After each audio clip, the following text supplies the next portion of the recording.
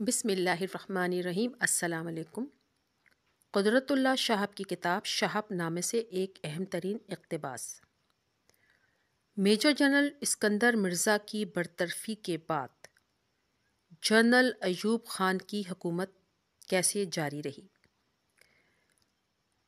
قدرت اللہ شہاب لکھتے ہیں، میجر جنرل اسکندر مرزا کی برطرفی کے بعد اگلی صبح میں اپنے دفتر گیا تو ایوان صدارت میں الو بول رہا تھا۔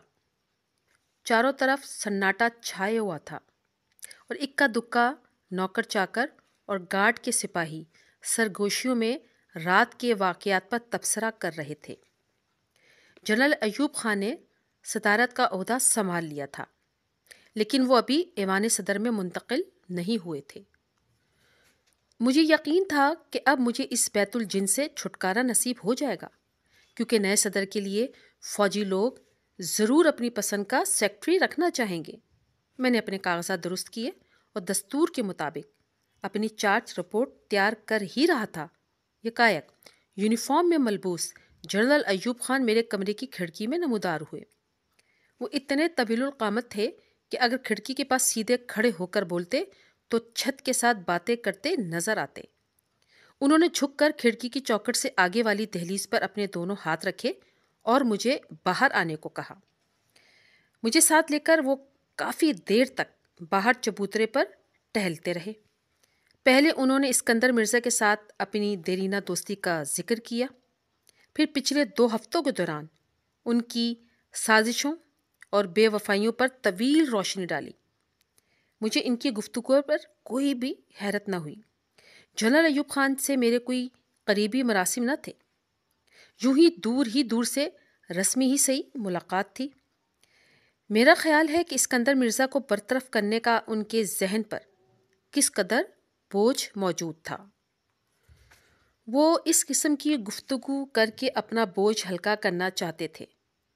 صبح سویرے میں پہلا سویلین تھا جو ان کے ہاتھ آ گیا، چنانچہ انہوں نے مجھے اپنی ذہنی جان ماری کا تختہ مشق بنا کے اسکندر مرزا کے ساتھ اپنی وفاداری کا حق ادا کر دیا۔ انسان کے دماغ میں ایک ایسی خودکار مشین نصب ہوتی ہے جو اندرونی اضطراب کے وقت اسے اپنی مرضی کی سکون آور گولیاں بنا بنا کر کھلاتی رہتی ہے۔ اس روز صدر ایوب خان کی پہلی کیبنٹ میٹنگ ہونے والی تھی۔ کچھ وزیر برآمدے میں آ کر جمع ہو گئے تھے۔ انہیں دیکھ کر صدر نے کہا، میں چاہتا ہوں کہ کابینہ کی پہلی چند میٹنگز میں تم بھی بیٹھو تاکہ تم میرے خیالات سے واقف ہو جاؤ۔ یہ موقع ہاتھ آتے ہی میں نے گزارش کی کہ جناب، دراصل میں اپنی چارج رپورٹ مکمل کر رہا تھا تاکہ آپ اپنی پسند کا نیا سیکٹری متعین کر لیں۔ یہ سن کر صدر ایوب چلتے چلتے رک گئے اور بولے، ہم فوجی لوگ ہر بات کی تحقیق کرنے کے عادی ہوتے ہیں۔ ہم نے انکوائری مکمل کر لی ہے، تم کسی چیز میں ملوث نہیں ہو، اس لیے میں نے تم کو اپنا سیکٹری مقرر کرنے کا فیصلہ کیا ہے۔ یہ سن کر میرا نفس کچھ پھول سا گیا۔ نفس جتنا فربا ہو، عقل اتنی ہی کمزور پڑ جاتی ہے اور قوت فیصلہ پر خود فریبی کا غبار چھا جاتا ہے۔ میرا بھی حشر ایسے ہی ہوا۔ دوسرے بہت سے لوگوں کی طرح میں بھی اس غلط فہمی میں مبتلا ہو گیا کہ نیا صدر جو نیا نظام لانا چاہتا ہے شاید وہی ملک کے لیے سود مند ثابت ہو۔ اس وقت کی بات میرے وہم و گمان میں بھی نہ تھی کہ یہ نظام ریت کا گھروندہ ہے جو ایوب خان کی صدارت ختم ہوتے ہی دھڑام سے گر جائے گا۔ جمہوریت بڑی غیرت مند اور حاسد دلہن ہے، اس کے اوپر سوکن کا سایہ بھی پڑ جائے تو یہ گھر بار جلا کر خاکستر کر دیتی ہے۔ اس نئے دور میں کام شروع کرتے ہی میرے دل میں یہ بات کھٹکی کہ مارشل لا نافذ ہونے کے بعد اب تک جتنے سرکاری اعلانات قوانین جاری ہوئے ان میں صرف حکومت پاکستان کا حوالہ دیا ہے، حکومت اسلامی جمہوریہ پاکستان کا کہیں بھی ذکر نہیں آیا۔ پہلے تو میں نے سوچا کہ شاید ڈرافٹنگ میں غلطی سے ایک آدھ بار یہ ہو گیا ہو، لیکن جب ذرا تفصیل سے جائزہ لیا تو معلوم ہوا کہ جس تواتر سے یہ فروگزاشت دہرائی جا رہی ہے وہ سہواً کم اور التزاماً زیادہ محسوس ہوتی ہے۔ اس پر میں نے ایک مختصر سا نوٹ میں صدر ایوب کی خدمت میں تجویز پیش کی کہ اگر وہ اجازت دیں تو وزارت قانون اور ماشاء اللہ ہیڈ کوارٹر کی توجہ اس صورتحال کی طرف دلائی جائے اور ان کو ہدایت کی جائے کہ جاری شدہ تمام اعلانات اور قوانین کی تصحیح کی جائے اور آئندہ کے لیے اس غلطی کو نہ دہرایا جائے۔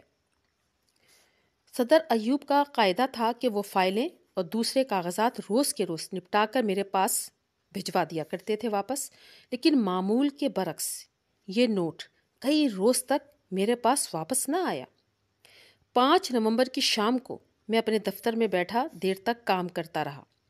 باہر ٹیرس پر صدر ایوب اپنے چند رفیقوں کے ساتھ کسی معاملے پر گرما گرم بحث کر رہے تھے۔ گھنٹہ 1.5 گھنٹے کے بعد جب سب لوگ چلے گئے تو صدر میرے نوٹ کا پرچہ ہاتھ میں لیے میرے کمرے میں آئے۔ وہ غیر معمولی طور پر سنجیدہ تھے۔ آتے ہی انہوں نے میرا نوٹ میرے حوالے کیا اور کہا، تمہیں غلط فہمی ہوئی ہے، ڈرافٹنگ میں کسی نے کوئی غلطی نہیں کی، بلکہ ہم نے سوچ سمجھ کر یہ طے کیا ہے کہ اسلامی ریپبلک آف پاکستان سے اسلامک کا لفظ نکال دیا جائے۔ یہ فیصلہ ہو چکا ہے یا ابھی کرنا ہے؟ میں نے پوچھا۔ صدر ایوب نے کس قدر غصے سے مجھے گھورا اور سخت لہجے میں کہا، ہاں فیصلہ ہو گیا ہے، کل صبح پہلی چیز مجھے ڈرافٹ ملنا چاہیے، اس میں دیر نہ ہو۔ اتنا کہہ کر وہ خداحافظ کہے بغیر تیز تیز قدم کمرے سے نکال کر چلے گئے۔ اگر مجھ میں ہمت ہوتی تو میں ان کے پیچھے پیچھے بھاگتا اور انہیں روک کر پوچھتا کہ اسلامی جمہوریہ پاکستان سے اسلامی کا لفظ حذف کرنے والے آپ کون ہوتے ہیں؟ لیکن اتنی ہمت مجھ میں نہیں تھی، اس لیے میں بھی دم دبائے چپ چاپ گھر واپس آ گیا۔ بڑی سوچ بچار کے بعد صبح کے قریب میں نے پریس ریلیز تو تیار نہ کیا، بلکہ اس کی جگہ 2-2.5 صفحوں کا ایک نوٹ لکھا، جس کا لب لباب یہ تھا کہ پاکستان کو اسلام سے فرار ممکن نہیں۔ اس ملک کی تاریخ پرانی لیکن جغرافیہ نیا ہے۔ ہندوستان اور پاکستان کے درمیان ایک لائن ہے جو اس وجہ سے کھینچی گئی کہ ہم نے یہ خطہ ارض اسلام کے نام پر حاصل کیا تھا۔ اب اگر پاکستان سے اسلام کا نام الگ کر دیا گیا تو حد بندی کی یہ لائن معدوم ہو جائے گی۔ ہم پاکستانی صرف اس وجہ سے بنے کہ ہم مسلمان تھے۔ اگر افغانستان، ایران، مصر، عراق اور ترکی اسلام کو خیر بات کہہ دیں تو پھر وہ افغانی، ایرانی، مصری، عراقی اور ترک ہی رہتے، لیکن ہم اسلام کے نام سے راہ فرار اختیار کریں تو پاکستان کا اپنا الگ کوئی وجود نہیں رہتا۔ اس لیے اسلام ہمارے طبع نازک کو پسند خاطر ہو نہ ہو، اسلام ہمارے طرز زندگی کو راس آئے یا نہ آئے، ذاتی طور پر ہم اسلام کی پابندی کرتے ہوں یا نہ کرتے ہوں، حقیقت بہرحال یہی ہے کہ اگر آخرت کے لیے نہیں تو اس چند روزہ زندگی میں خود غرضی کے طور پر اپنے وطن کی سلامتی کے لیے ہمیں اسلام کا ڈھول اپنے گلے میں ڈال کر برسر عام ڈنکے کی چوٹ پر بجانا ہی پڑے گا، خواہ اس کی دمک ہمارے حسن سماعت پر کتنی ہی گرا کیوں نہ گزرے۔ جمہوریہ پاکستان کے ساتھ اسلامک کا لفظ لگانے سے اگر کسی کا ذہن قرون وسطیٰ کی طرف جاتا ہے تو جانے دیجیے۔ دوسروں کی جہالت کی وجہ سے آپ کو احساس کمتری میں مبتلا ہونے کی کوئی ضرورت نہیں۔ یہ دونوں چیزیں جب میں نے اپنی بیوی کو دکھائیں تو انہوں نے مجھے خوب شاباش دی اور غالباً میرا دل بڑھانے کو کہا۔ مجھے کیا معلوم تھا کہ آپ انگلش میں اتنا اچھا لکھ لیتے ہیں۔ یہ باتیں سن کر میں جل گیا۔ محترمہ، تم انگریزی زبان کے چسکے میں پڑ گئی ہو، یہ نہیں دیکھا کہ میں نے استعفیٰ بھی لکھ رکھا ہے؟ شاید سچ مچ اس کی نوبت بھی آ جائے، اس کے متعلق کیا خیال ہے؟